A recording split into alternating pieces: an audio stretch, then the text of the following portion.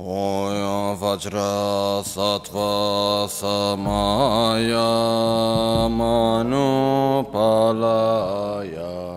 Vajra Sattva Tenopa Trishta Dridro Me Bhava Suto Kayo Me Bhava Supo Kayo Me Bhava Anurakto me bhava sarva siddhi me prayatsa sarva karma sutsa me citam shriyam kuruhum ha ha ha ha ho bhagava Sarva tata gata vajra mame munz vajra bhava maha samaya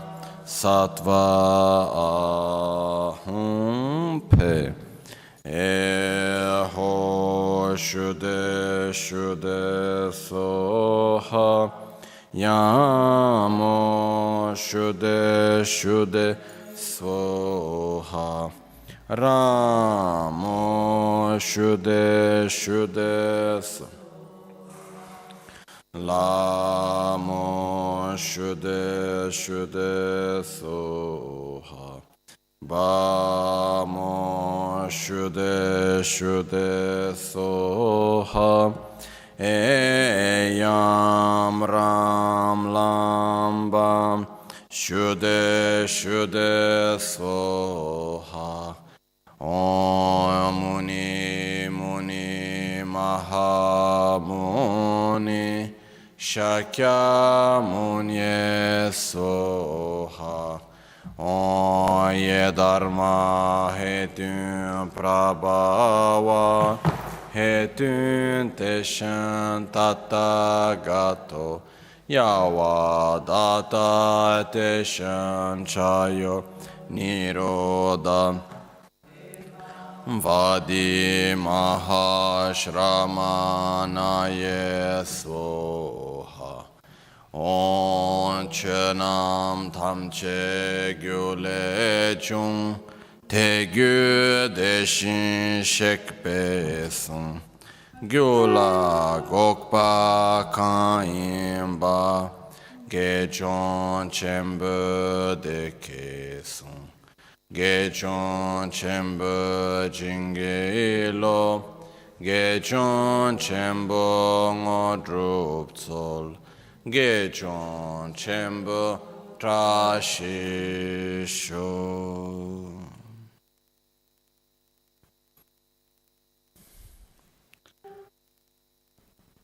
Sangye chedan soge chanam la chancho pardo dani kyapso che dagi jinso gibe sonam gi drola pinchre sangye druparsho Sangye chedan soge chanam la chancho pardo dani kyapso che dagi jinso gibe sonam gi Drola pinchre sangye druparsha Sangye chedan tsoge chonamla Chancho pardo danik Dagi jinso gibe sonamgi Drola pinchre sangye druparsha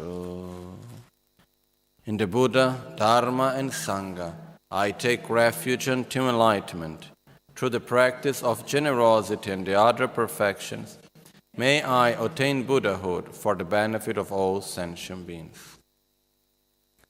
As I said when we started at the beginning, reading this text of Lama Tsongkhapa,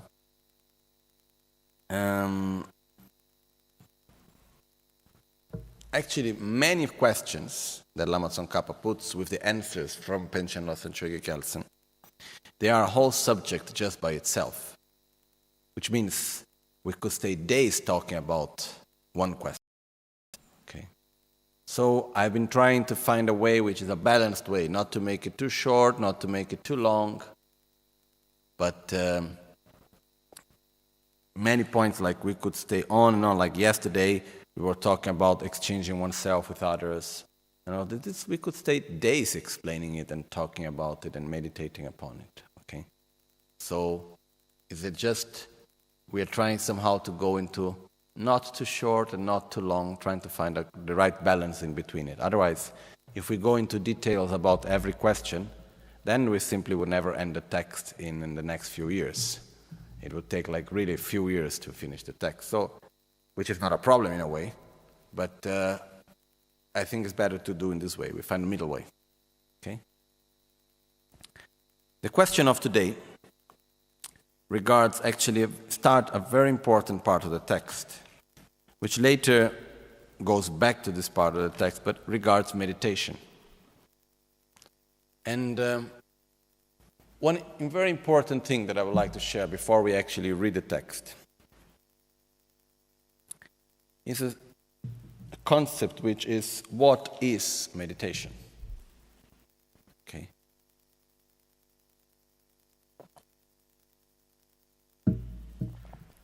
Nowadays there are many studies about meditation, which is wonderful, proving scientifically the benefits of meditation and so on.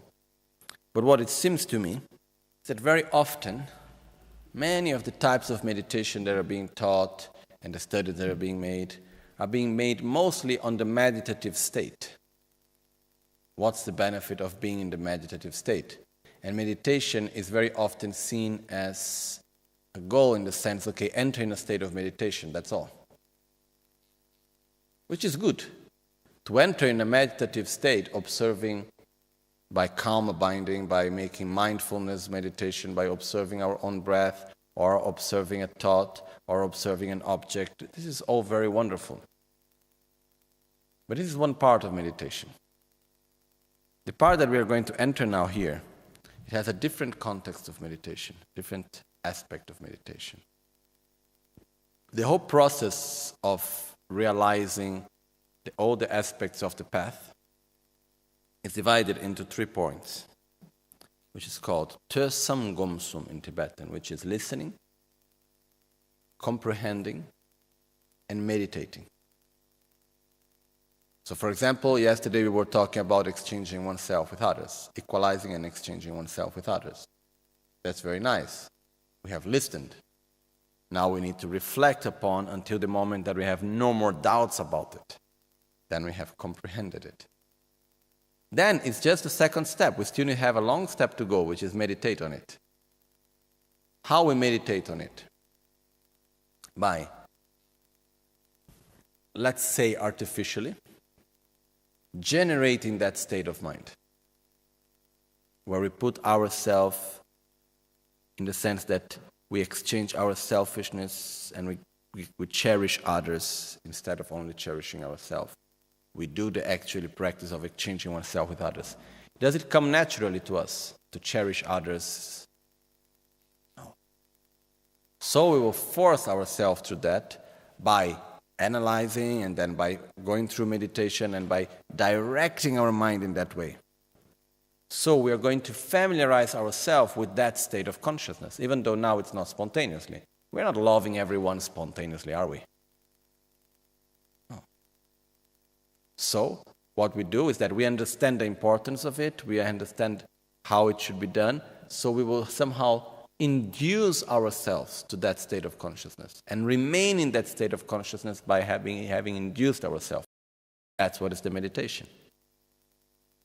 And by repeating it again and again, slowly, that state of consciousness will become natural and spontaneous. That's when we realize it. Okay? So, when we talk about meditating on patience, how we do that? We imagine a situation that makes us nervous, angry. Okay? We know conceptually how we should react, but finally we don't. So we imagine the situation, we let the anger starts to appear, and then we come with the antidote. And we say, no, I should not react in that way. That's not the way to do. And then I change my attitude within my visualization. And then I remain with the different attitude of not reacting negatively, not reacting with anger, not reacting with violence upon a situation that normally I would react in this way. So we change our reaction within visualization. So we are in a very protected environment. When we're able to do this again and again and again and again, slowly, that attitude will come always more spontaneously, until a moment that we are in front of the situation and we react differently. So this is just very briefly. When I talk about meditation, to sit and do the breathing meditation and mindfulness, all this is very important. But it's a first step in order for us to, the step that is in the beginning, but it's important through the whole path. But it's first where we bring ourselves to be in peace with ourselves, just to be calm and concentrated. But then we need to generate other types of meditation also. For example, meditating on exchanging oneself with others. Further on, the text is going to talk about meditation on the preciousness of this life, meditating on impermanence, and so on. Okay, we will go through that. So let's go through the question.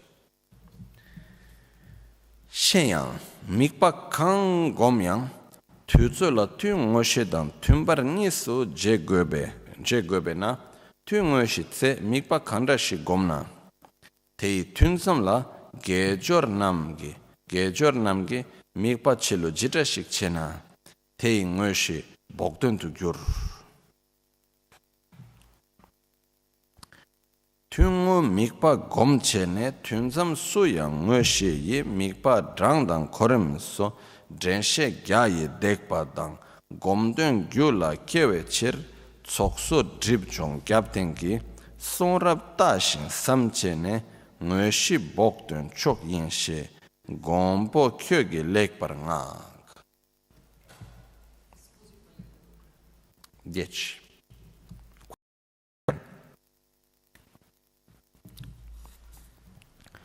Furthermore, whatever object of one meditates on, it would be necessary to divide the time into two, the actual section and the intermediate session.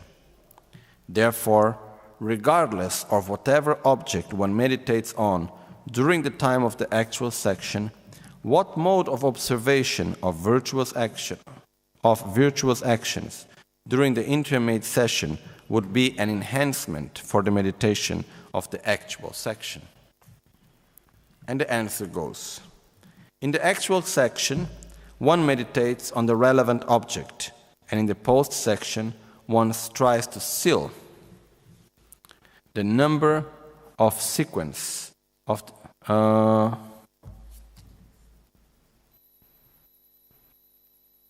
so in the post session, one also tries to seal the number and the sequence of the meditational object, of the actual section of mindfulness and introspection. And in order to generate the meaning of meditation in one's continuum, if one collected the two accumulation and purified obscuration by reading scriptures and thinking about them as a support, this would be the best enhanced for the practice of the actual section, as it is admired by the Savior, by Buddha himself. Okay, so let's see.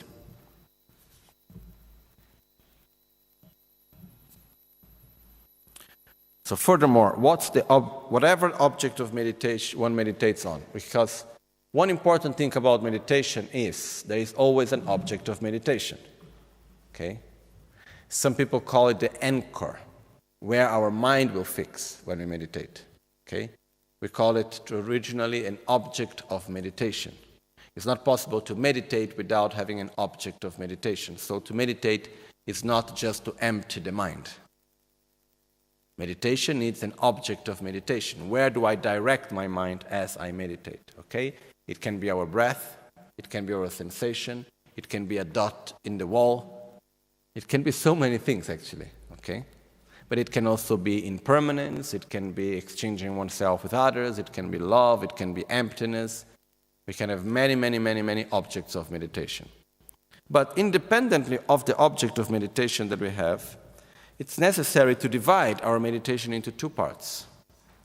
Our time, We have the actual session of meditation, and we have the period between sessions of meditation. So what is Lama Tsongkhapa saying here in a way? It's like, okay, in the moment that we really want to familiarize ourselves with a concept, we want to realize it. Let's take, for instance, the preciousness of this life, the certainty of death, impermanence, for example, also. When we really are exchanging ourselves with others, when we really want to develop the state of mind, we need to meditate upon it. So we put all our effort on that meditation, but still we need to divide our time as when we are meditating and when we are not meditating.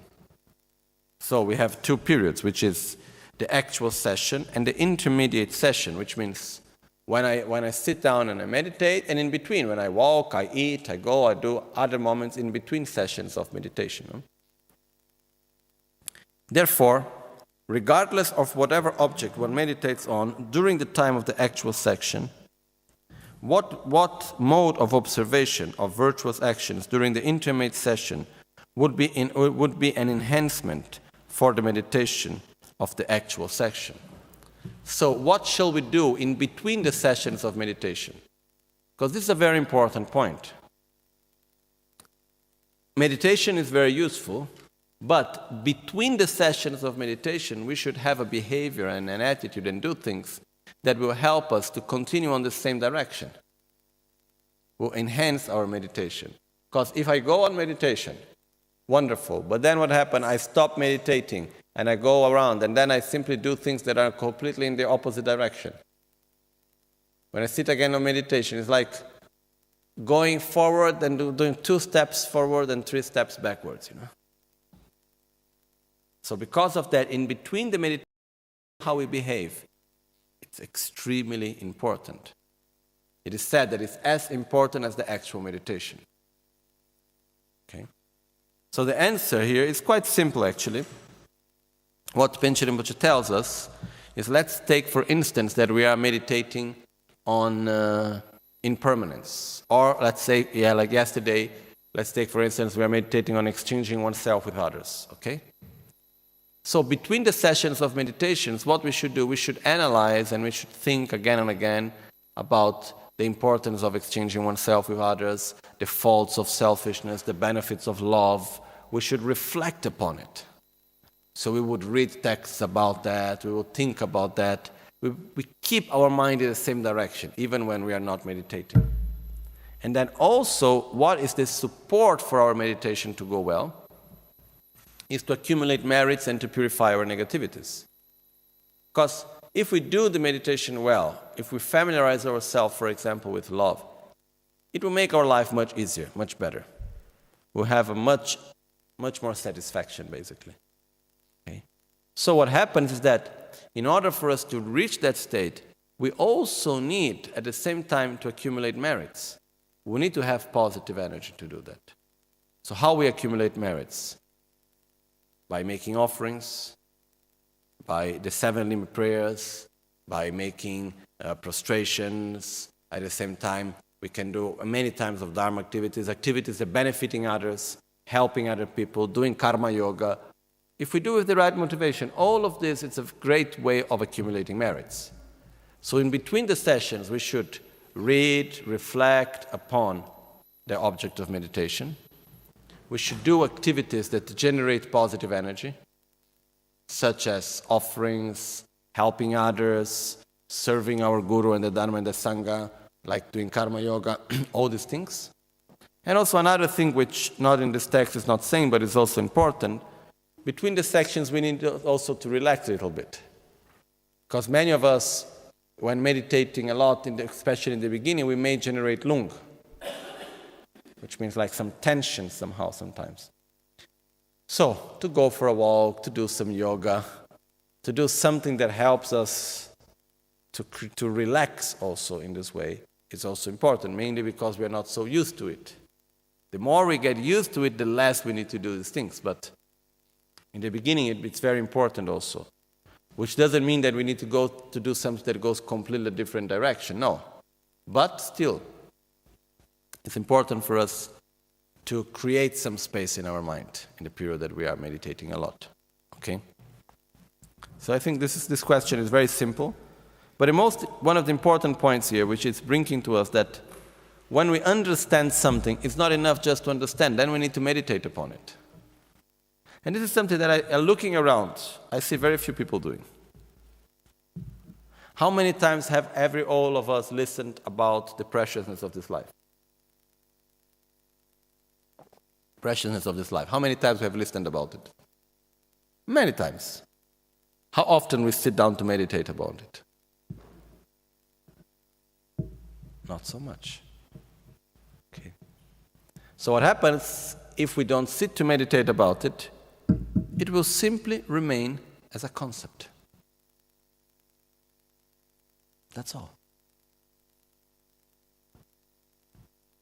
How many times we talked about the faults of selfishness and the benefits of compassion and love?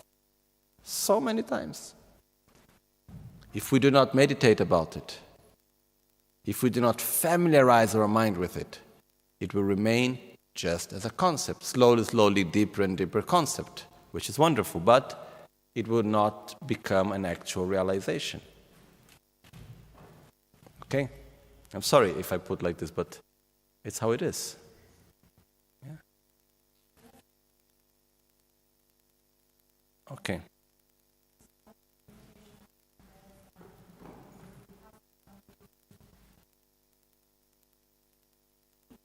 Okay.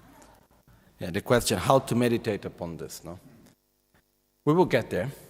The next question talks exactly about this, as we go slowly. But the main point on how to meditate on all of this is that the first meditation, which is concentrating on our breath, bringing our mind to a state of calm, this is the first step, which is necessary. Okay? Once we have done that, let's take, for instance, the meditation on impermanence. Okay? First thing that we do is we analyze, we make an analytical meditation. The first process of the meditation is an analytical meditation. So we'll analyze, okay, what is impermanence? Impermanence is the constant transformation of all phenomenon. It's the fact that everything that I can see and perceive around me is constantly in transformation. Okay. I go through the whole analysis of impermanence. Then I keep the mind of analysis, I keep it on the side. I just forget about it for one instant. Then, this is one of the key points. I imagine any situation, any object. I observe anything, the flowers that are here, for instance. Then I look at the flowers and I ask myself, how do the flowers appear to me? As being permanent or impermanent? Can I perceive the constant change that is in the flower? No. So I let the mind that grasps at the flowers as being permanent to appear.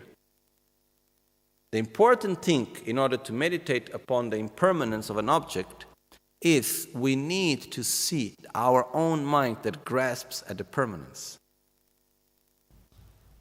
Which is not so simple, but it's there. So I look at the flowers, or I am visualizing something, or I'm reflecting upon it.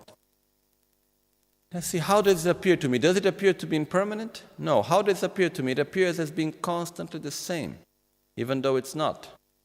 So when a mind that comes that grasps at it as being inherent, as being permanent, then I take the whole mind of analysis and I come in and I say, no, it is not as it appears. The flower is not permanent. It is constantly transforming itself. So we go to understand and to perceive the impermanence of the flower. So we bring it back to us because it's constantly interacting with everything. So it is transforming in every instant.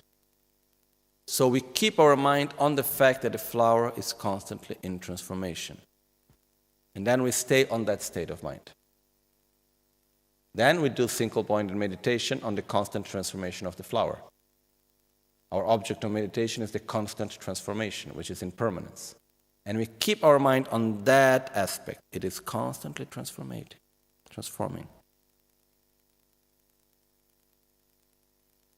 The key point in between is to let the mind that grasps at the permanence to appear. For example, meditating on anger. and patience. First, we do the whole analysis and we say, okay, we get to the conclusion there is no reason in the world for me to get angry. It doesn't matter what happens, it's not a valid reason for me to be angry. Okay? There is a long process of analysis that we can do for that. So we go through all of this, like in the Bodhisattva Charyavatara chapter number 6 and so on. We can go through the whole process of understanding the reason why we should not get angry. It's of no benefit and so and so and so on. The harms of anger. We go through all of this until we get to the conclusion. There is no reason whatsoever for me to get angry. Then we keep this mind a little bit aside. Then we visualize a situation that normally we would react with anger. We imagine it. You know, similar when we do Malusem, Chen, Kungi, we invite the holy beings, we invite our object of anger. We call it here in front of us. We imagine it clearly in front of us. The situation, the object that makes us angry. As we imagine the object of anger, we do this not in a conceptual way. We try to do it in a more like an experience that we are having. And we let the anger to start to appear within us. Sincerely. When we start to feel anger, then the first mind that analyzed anger and said, oh, there is no reason whatsoever for me to get angry, comes out. Then you say, what am I doing? No. That's not the way of doing things. I am just harming myself to that. So I bring that whole process of analysis and I apply it on that very moment. And by doing that, I get to the conclusion when I say, no, I need to act differently. So instead of acting with anger, I will put myself with compassion. I will act myself with indifference, maybe, depending on the situation. But I will have an opposite reaction. I will act differently upon the same object of anger. So I will not change the object of anger in front of me. I will change my own attitude in visualization. So when I am able to do this change, then I remain in that state in single-pointed meditation. I remain on that state as long as I can. Okay? Because one important thing is that when we visualize something, for our own brain, for our own mind, it almost makes no difference between an actual direct experience and a visualization. Our mind, our brain, makes almost no difference between what we visualize and what we experience directly through our senses. Okay? So, when I imagine a situation and I act differently on the situation, in visualization, the next time I will be in that type of situation, I will have the memory of acting differently. And this will help me to act differently. It's not going to be easy, first time, second time, third time. Slowly it changes. But for example, meditating on patience as an antidote towards anger, it's important that it's not just, okay, think about a concept and keep the mind on it. No, we need to let the mind of anger appear, and then we say, no, that's not the way of acting. And then we apply the antidote. Because we always need to apply the antidote there where the poison lies. Okay? And then this will make a difference. It's like impermanence, certainty of death. We need to let the mind that believes that we will not die to appear. And then we say, no, that's not correct. I will die. Then we change that mind. Okay, there are many meditations that we can do like this, but the basic logic is this. I think it's quite clear, no? Okay? So when we're meditating on something, we meditate on that subject. Then in between the sessions of meditation, what we do, we reflect, we read about that subject, we reflect about it. So if we're meditating on patience, between the sessions we read the chapter 6 of the Bodhisattva Charyavatara, we think about, okay, how anger is harmful. We go in the same direction. And then we also do offerings and accumulation of merits through helping others and making prostrations. And then we do karma yoga. We do all types of things that helps us to accumulate merits. And then we do practices of purification also. So this is what we do in between the sessions. Okay? Bene. Yeah?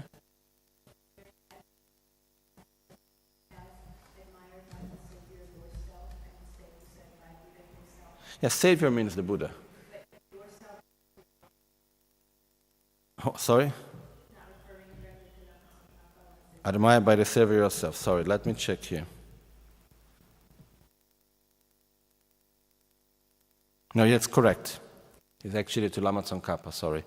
Because normally when we say the Savior, it's always in mind Buddha, but Gompo Chokyi lek parangak. Gompo means protector. Actually, more than Savior, it would be protector. By the protector yourself, by Lama Tsongkhapa yourself. Yeah, here it means Lama Tsongkhapa.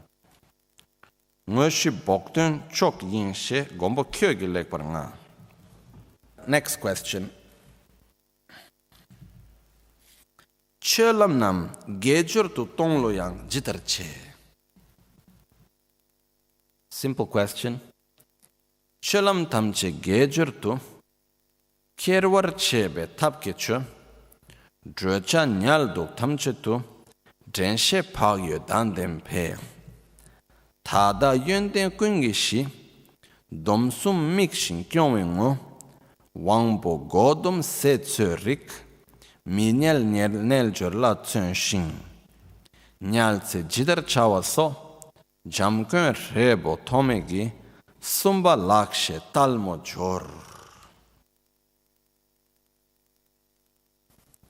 So, as the periods between the sessions is so important, Lama Tsongkhapa asks, and also, how should we act to transform one's behavior into virtuous actions, one's daily activities? How should we act so our daily activities, our behavior, which means our daily activities, how should we do for it to be virtuous, for it to be positive? How should we do that? And luckily there is Panchen Lama to answer for us. And Panchen Rinpoche says, the most skillful method to take all our behavior as a way to practice virtue is to have mindfulness, introspection, and conscientiousness in everything, walking, strolling, sleeping, and sitting. So, the most skillful method that we can have is to have mindfulness, Drempa, introspection, Shirshin, and conscientiousness, Pagyu.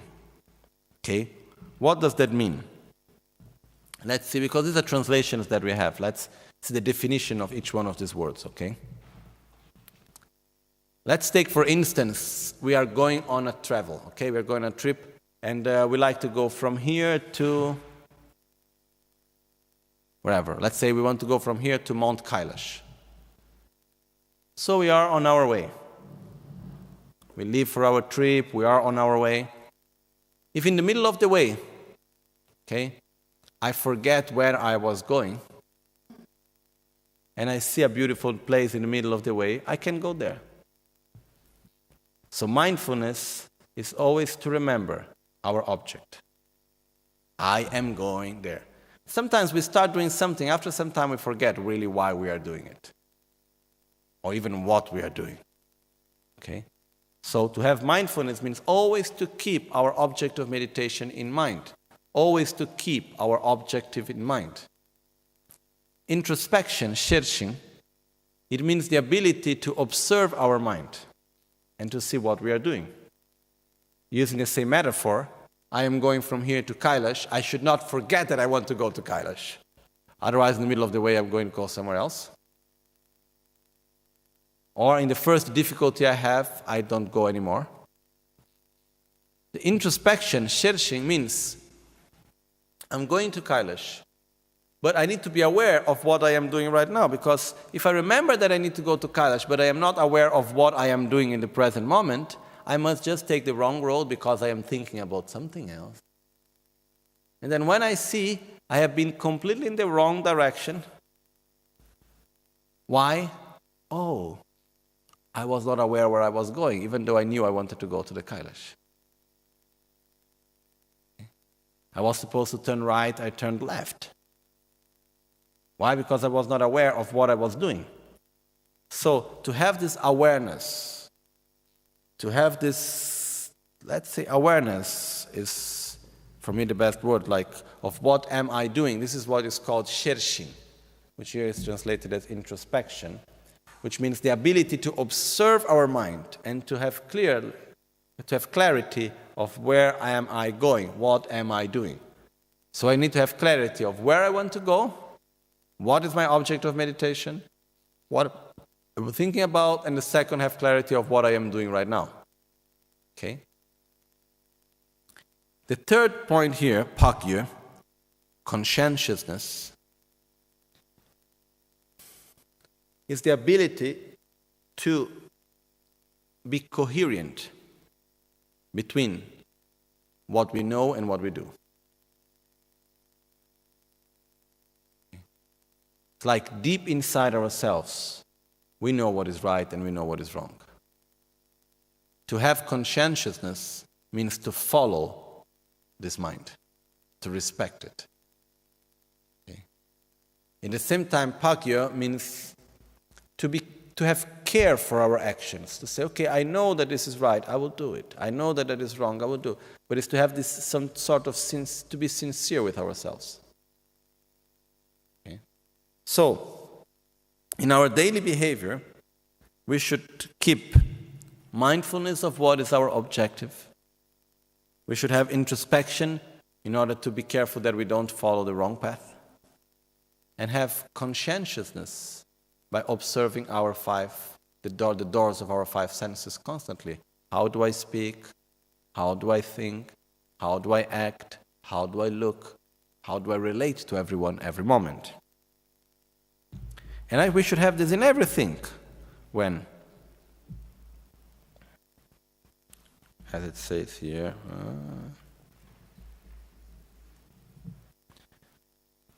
What it means in English, strolling.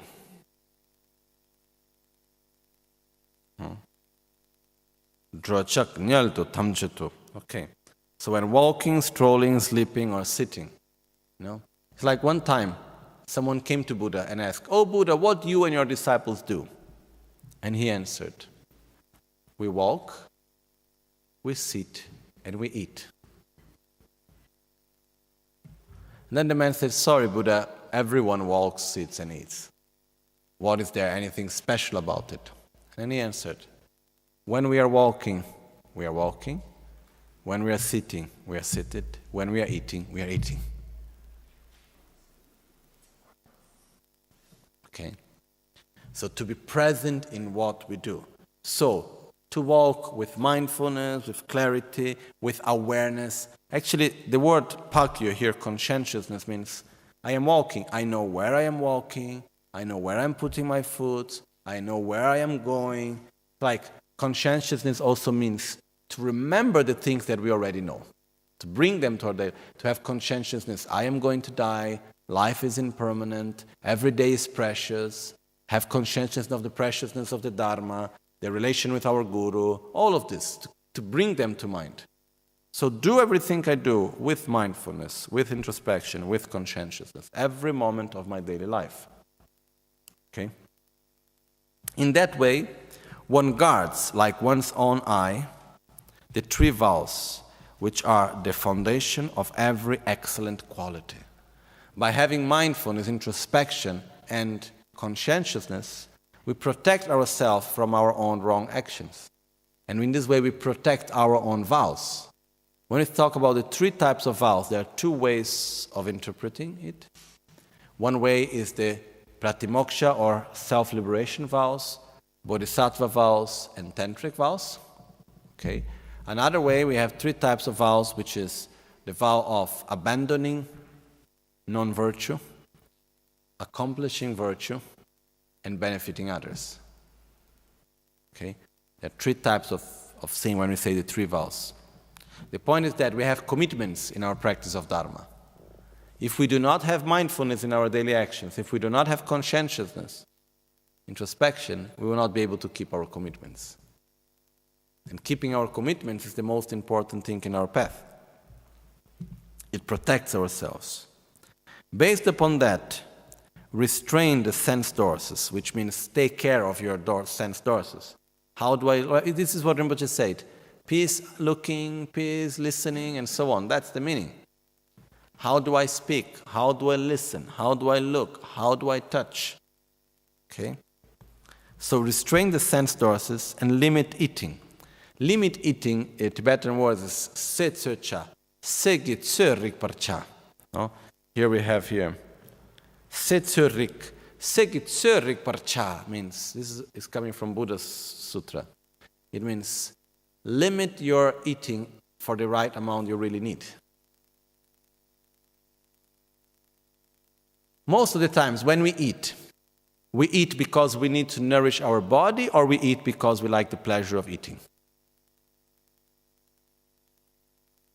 Okay. Most of the times we eat because of the pleasure of eating. The fact that we eat because of the pleasure of eating and not to nourish our body, what are the side effects of it? We eat the wrong things. We eat much more than we need.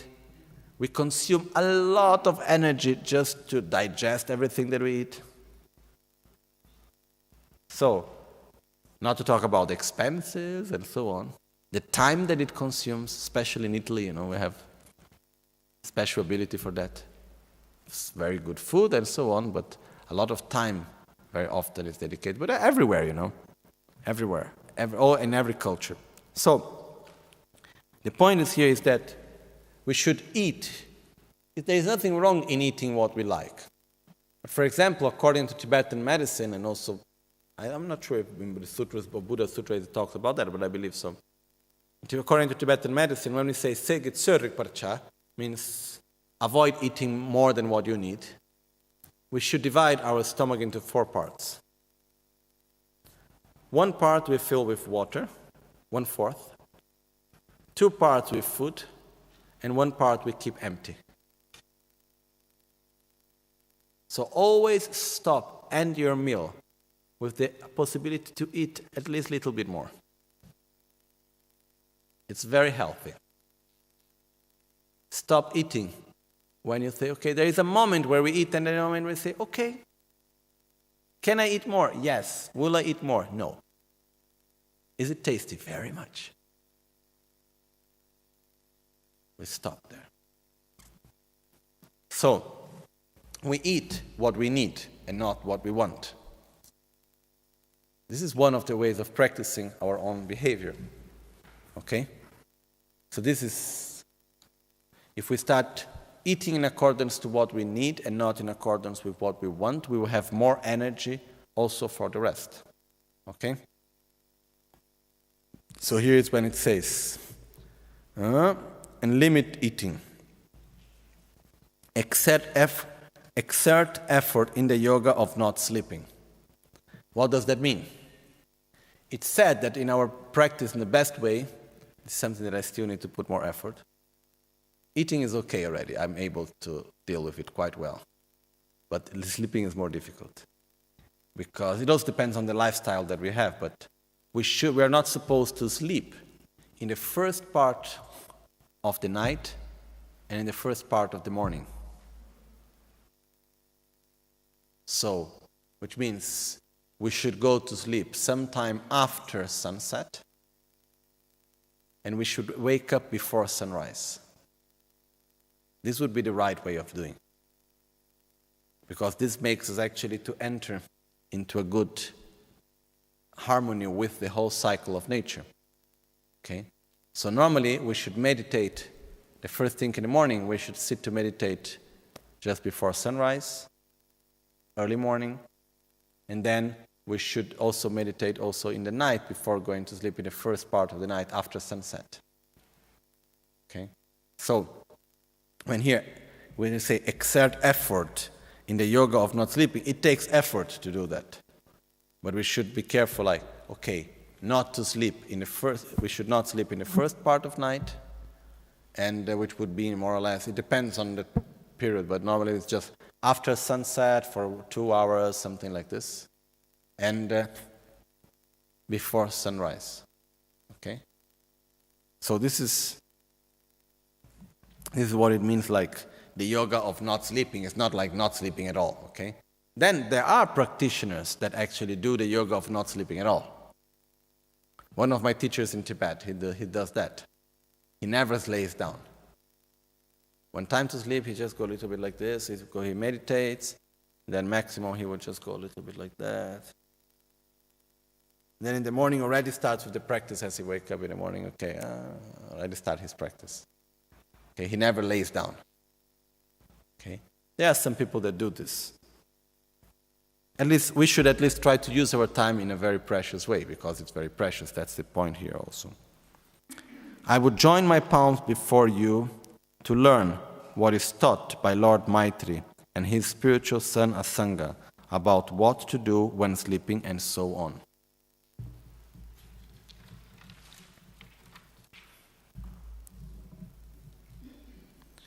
Minyal nyelcho la tsenching nyaltse jidar chawaso jamkuen sebo tomegi somba lakshe talmojor. Which means, I request you, please, the complete instruction about what to do, it was taught by a Sangha. Now, we need to see exactly where. Maybe in the Sangha had 5 main texts that a Sangha wrote, okay, which is called the 5 Dharmas of Buddha Maitreya are called. Okay, I don't know. I have no knowledge now exactly to which text here Panchen Rinpoche is referring to, but there are the practices. When we go to sleep, how to practice. For example, when we lay down, we go to sleep. We imagine that we are putting our head on the lap of our Guru, that the pillow is the lap of the Guru, and then we meditate on the process of death as we fall asleep. And then during the dreaming, we try to be aware of our dream and generate ourselves as the deity to benefit all sentient beings. When we wake up, we snap our finger and we say, and we generate, I am here as the deity. We imagine that we wake up, we are born in a lotus flower, and then we wake up in an instant as the deity in order to benefit others. When we dress up, we imagine that, like if we practice a practice of Vajrayana, we are making offerings to the deity. And then we can also remember, like each part of the clothes that we use have different meanings. So we are dressing up, we are preparing ourselves with patience, with morality, with compassion. We are preparing ourselves for the day. Every time that we eat, we make offerings to the Guru, to all the Buddhas, to all sentient beings. There are many things that we can do during our daily life, to help us really to transform our lifestyle into the practice of Dharma constantly. Okay? So Panchen Rinpoche says, I put my hands together to request you, please learn that. Please do that. Please go in that direction. Because our daily life is there. We are constantly doing so many things. So how we do that will make a big difference in our lives. Okay?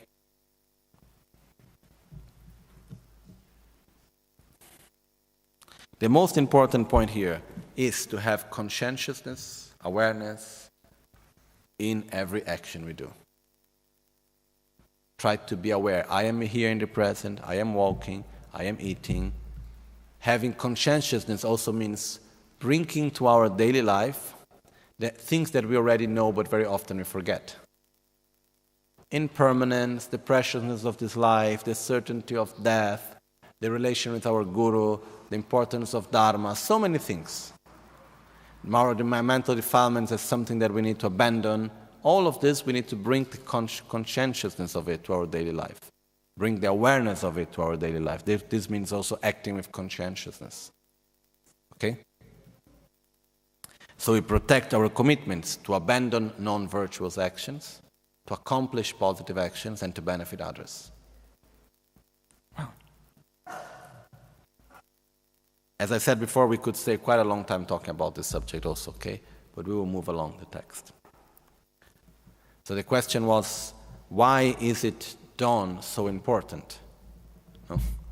And I believe there are many reasons, but first of all, when we wake up early in the morning, it has a different energy.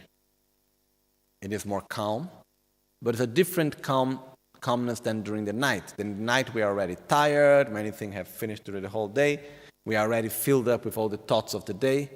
In the early morning, everything is fresh.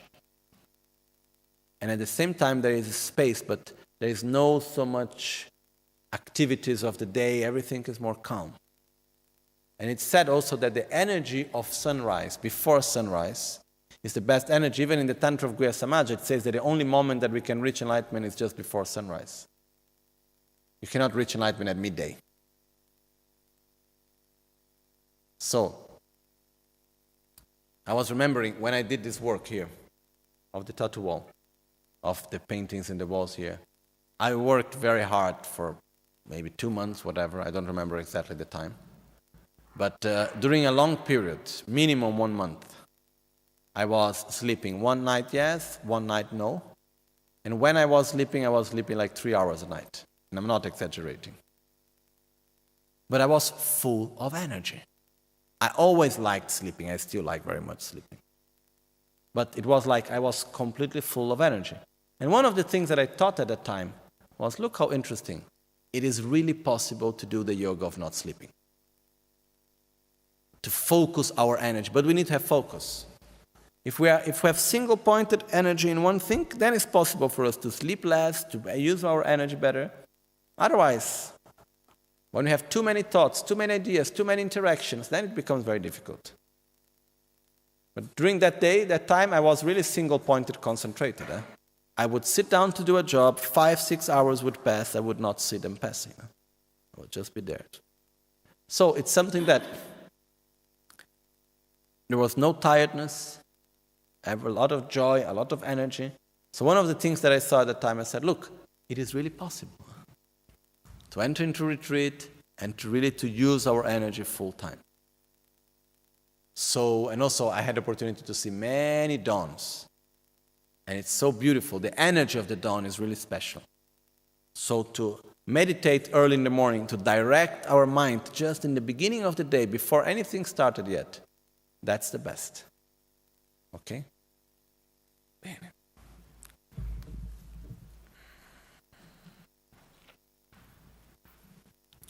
Okay, we just look at question number 12, which is very short, and so we don't need to go long through it.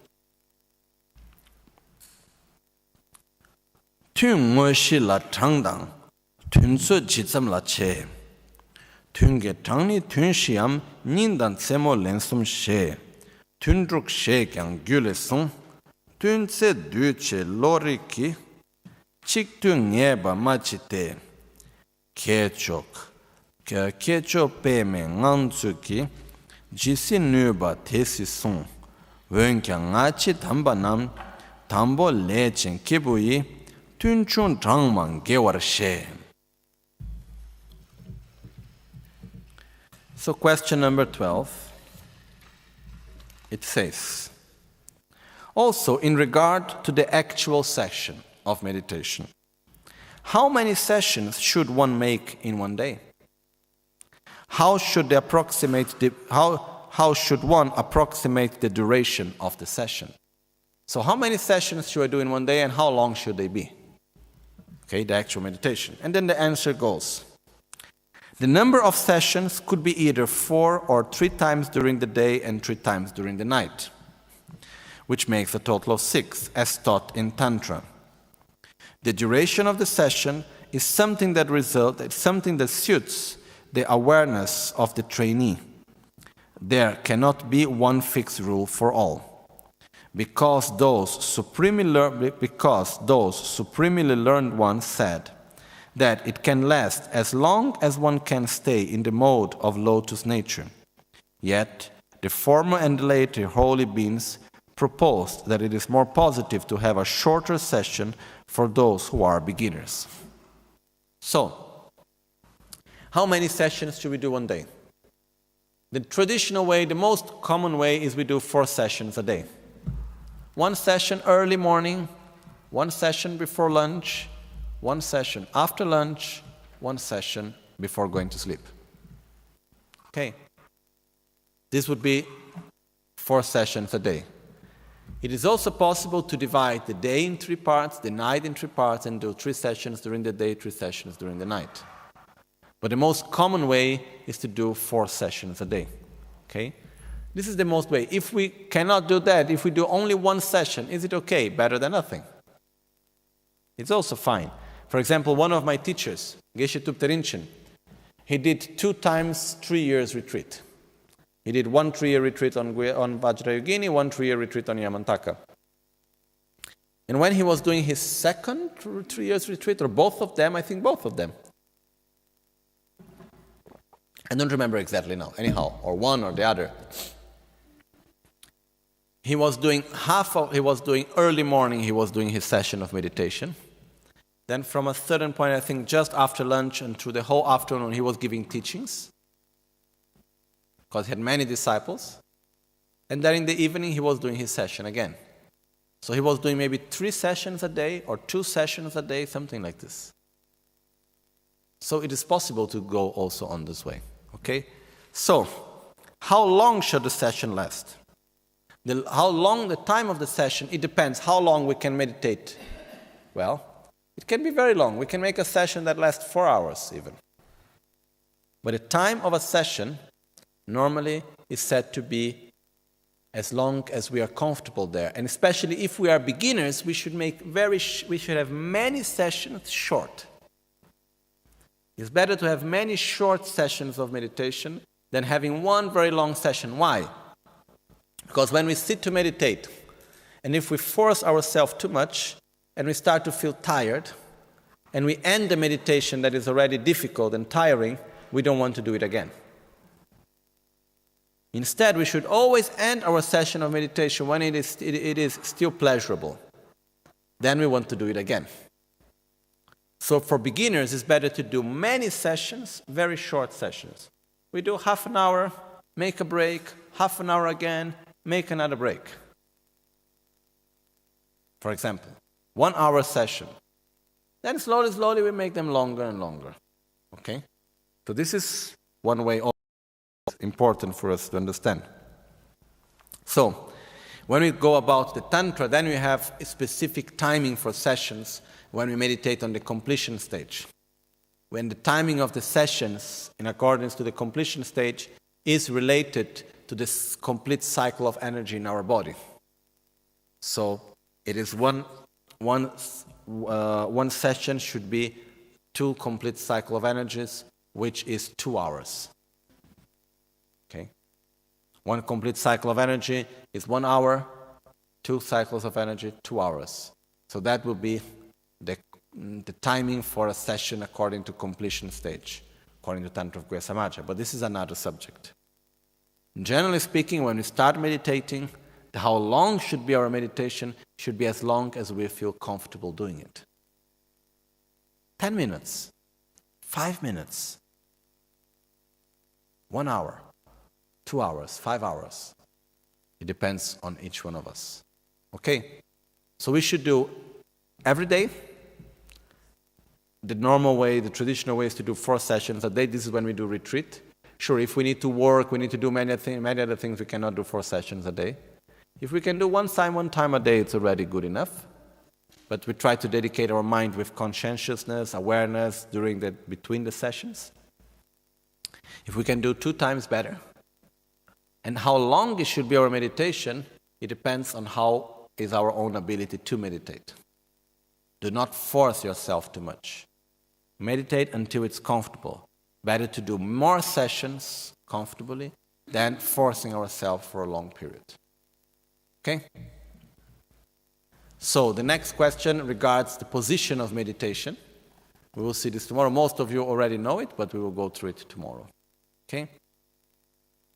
Jetson lame kotse rapten chin namkara tenle chochur gepadang Losang tempe drome sasomgi drove munsel tato negyorchi Nimo dele tsendele nime kuyan delekshi Ninsen takto delekpe Concho sumke jingelo, concho sumke ngodrupso, concho sumke trashisho. At dawn, at night or midday, may the three jewels, their blessings, may they help us to achieve all realizations and sprinkle the path of our lives with various signs of auspiciousness. Oma huntem bala me sangye Rinpoche, kyo bala me tamcho Rembala me gendurim kyamne kuncho sumla chepa locho sampo pagyo trashipa tuche tembe tingle yar pege rolo zambe zebra chen panden la me shela chepa Lama hung om